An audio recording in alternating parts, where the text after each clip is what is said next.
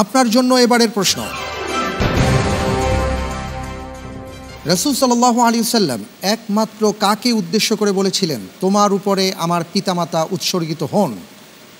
ক তালহা ইবনে উবাইদুল্লাহ, খ সাদ ইবনে আবু ওয়াক্কাস, গ আলী ইবনে আবি তালিব, ঘ আব্দুল্লাহ বিন জুবাইর রাদিয়াল্লাহু আনহু।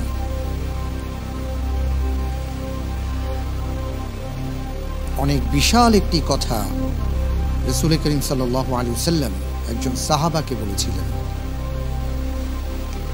এবং সেই সাহাবা হচ্ছেন খ সাদ বিন আবি ওয়াক্কাস রাদিয়াল্লাহু তাআলা। সাদ বিন আবি ওয়াক্কাস।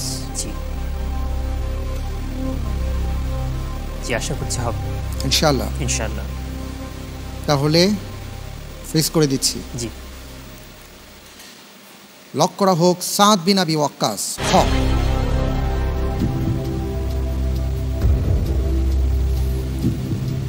আপনি যে উত্তরটি দিয়েছেন ভাই, আপনার উত্তরটি সঠিক হয়েছে।